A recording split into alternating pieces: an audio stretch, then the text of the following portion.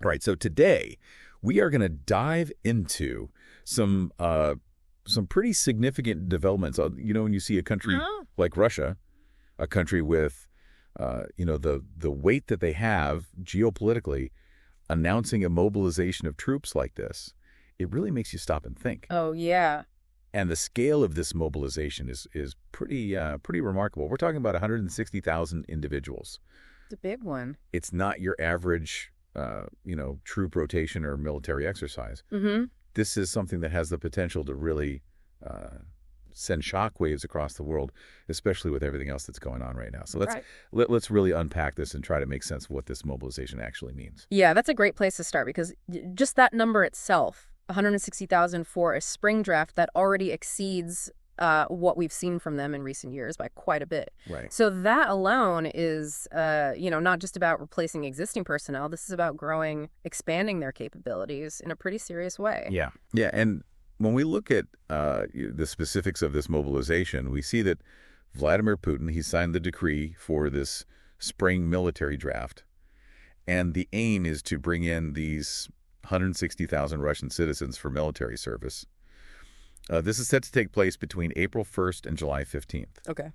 What's really striking is that this is the largest conscription drive that Russia has undertaken in years. Wow. I'm just to give you some context. It's bigger than the 150,000 they conscripted last spring. Yeah. And significantly higher than the 134,500 back in 2022. Right. So this is a huge influx of people into their armed forces. It is, and you have to sort of zoom out and look at the bigger picture here because this mobilization, it really aligns with Russia's stated goal of expanding their military to 1.5 million active personnel. Right. And, just 3 years ago, that number was around 1 million. So this conscription drive, this is like a concrete step towards that pretty significant expansion. Absolutely. And the official word from the Russian Defense Ministry is that this whole conscription drive, it's all about boosting their numbers. Yep. They're saying explicitly that these new recruits will not be sent to what they call the special military operation in Ukraine. Of course, that's their term for the war that's currently going on.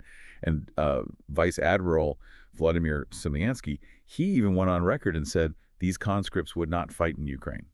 Okay, well, that's what they're saying officially. But if we look back at what's actually happened since this conflict began, I think there are some pretty serious reasons to maybe question that. Yeah. We've seen these reports, very credible reports, and even some admissions that conscripts have actually ended up on the front lines in Ukraine. Right.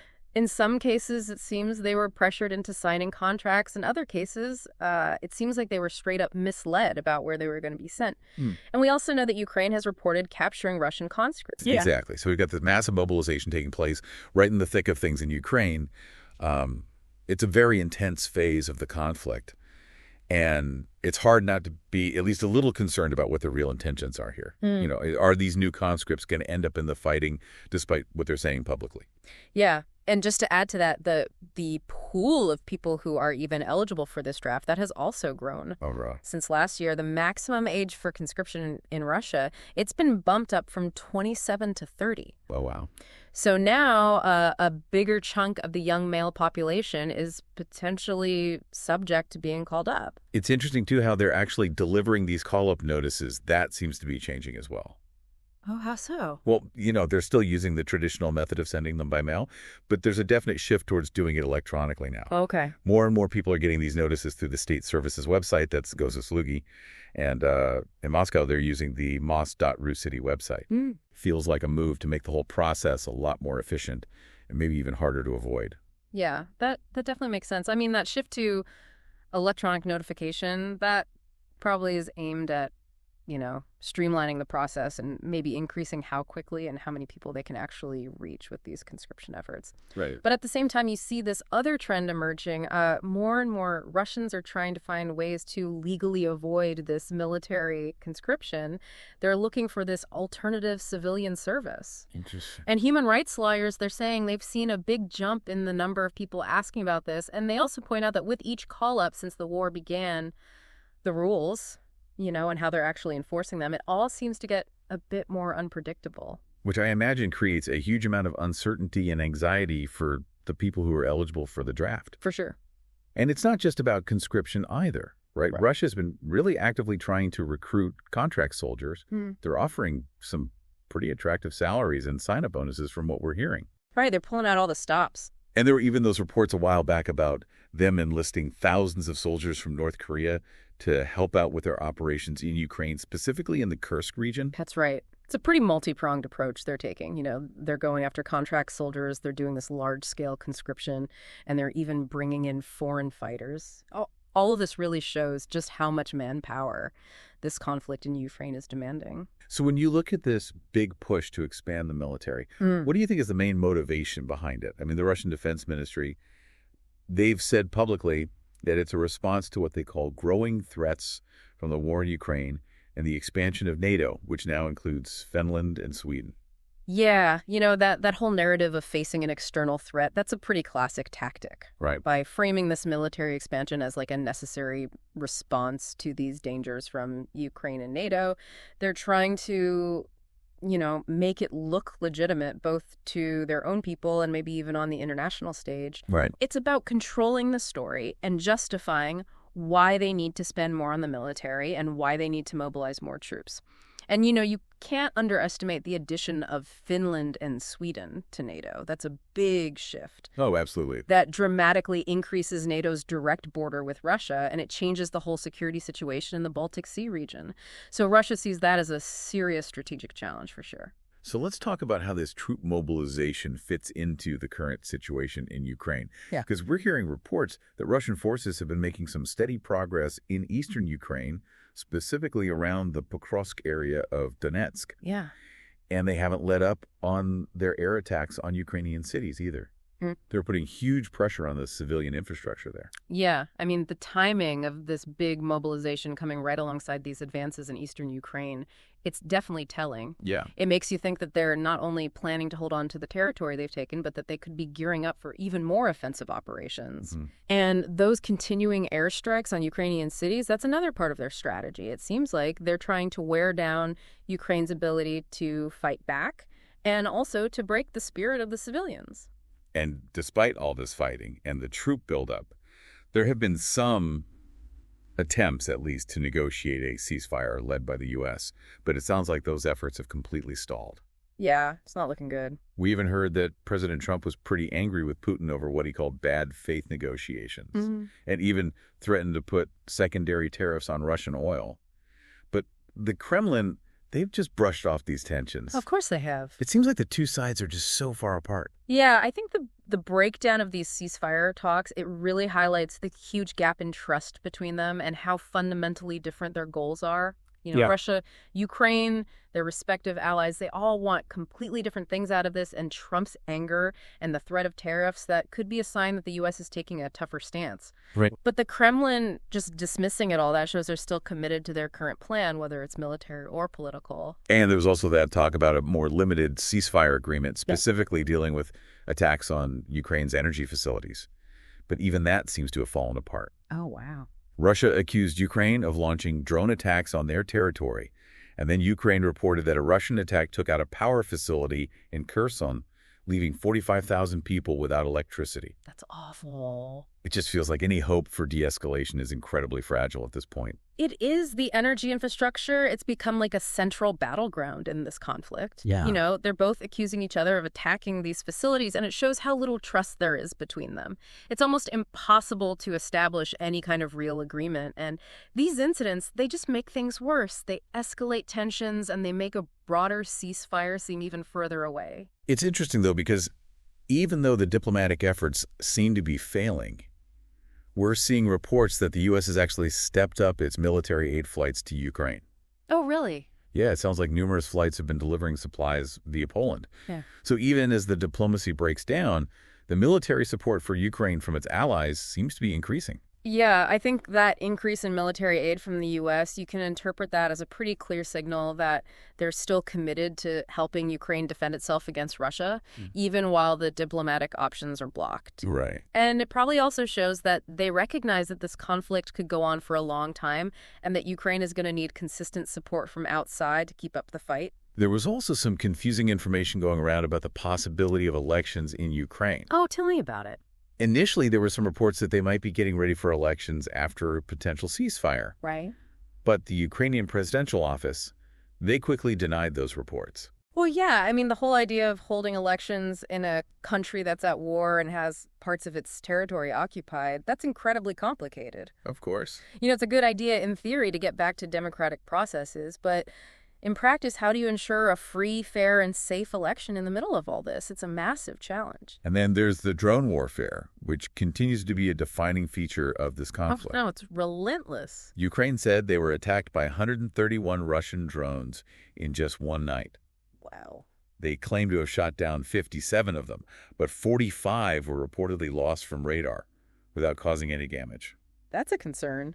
Yeah. And Kharkiv, that major city, they've been hit with more attacks, specifically targeting their industrial facilities. It's a very deliberate strategy. Yeah, it seems like a clear attempt to cripple Ukraine's economy and maybe even weaken their military-industrial complex. Right, because if they can't produce what they need to fight back, that's a huge blow. Then we had this strange incident. A Russian pilot accidentally dropped a bomb on a cemetery in Russia's Belgorod region.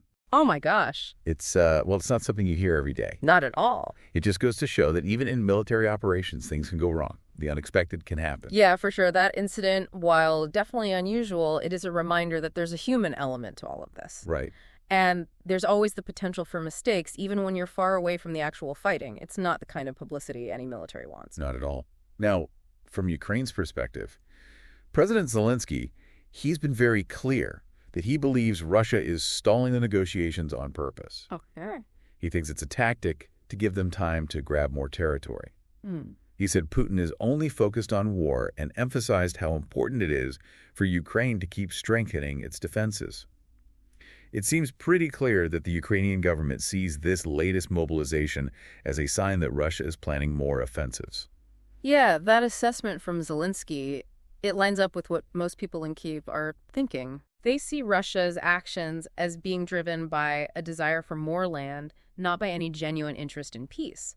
So this huge mobilization, it would definitely reinforce that view and make them even more worried about what Russia might do militarily in the future. Okay, let's shift gears for a moment and talk about another worrying event. Yeah. We got reports of gunfire in Murmansk. Oh, no. Authorities had to respond to an assailant who was firing from a rooftop in the city. In Murmansk. Yeah, in Murmansk. Now, the initial reports didn't give us much information about casualties or the motives of the shooter, but as you know, Murmansk is a strategically vital location. It's home to Russia's Northern Fleet. Right. Any report of gunfire in a major Russian city, especially one as important as Murmansk, that's immediately going to raise alarm bells. Exactly. I mean, the Northern Fleet is based there with all their nuclear submarines. The security of that region is absolutely paramount for Russia. And later reports said that the gunman was eliminated by units of the Russian National Guard. So it sounds like they responded quickly and decisively. Okay. But we still don't really know why this happened.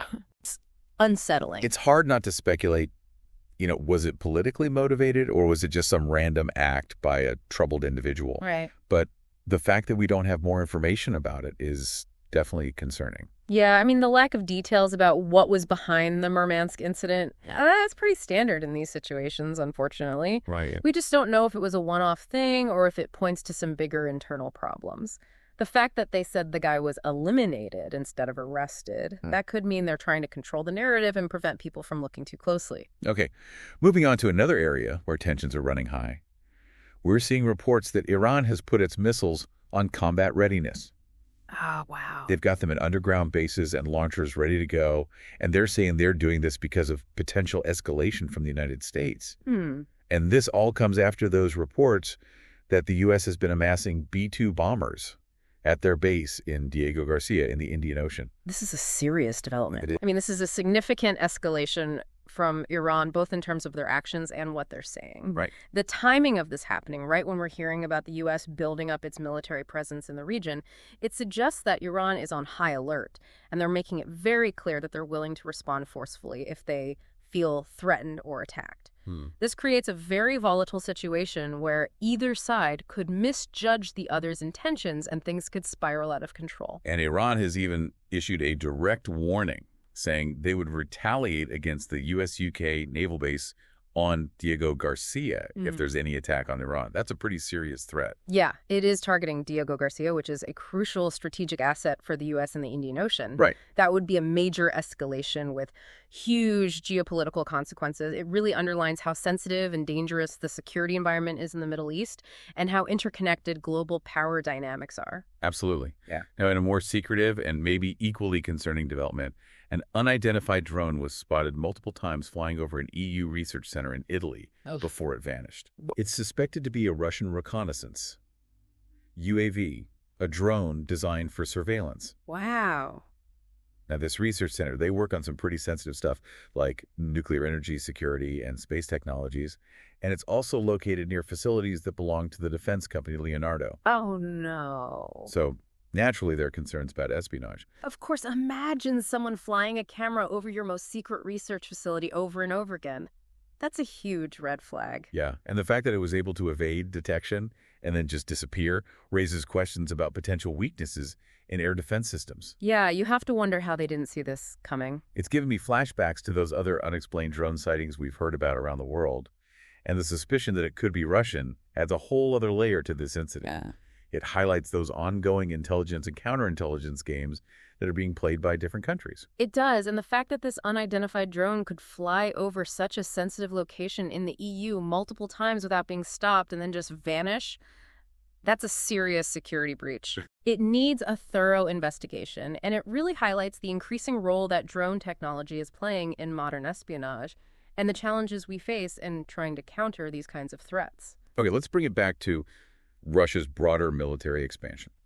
As we've been discussing, this mobilization of 160,000 troops is part of a long-term effort by Putin to really beef up Russia's military. Yeah, it's been going on for a while. Their stated goal is to reach almost 2.39 million personnel overall, with 1.5 million of those being active servicemen. And this latest conscription drive, it's a big part of reaching that ambitious target. Right. This kind of sustained and significant investment in expanding their military capabilities, it tells us a lot about the Kremlin's long-term strategic vision.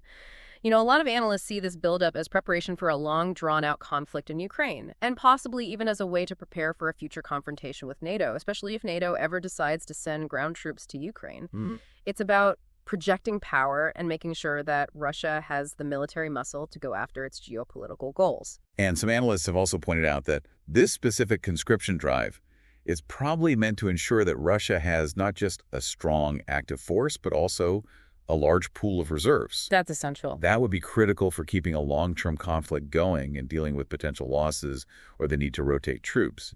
It's about making sure they have enough manpower and can handle a prolonged period of tension or outright conflict. Exactly. Having a robust reserve force is crucial for any country that expects to be involved in a long military campaign. Right.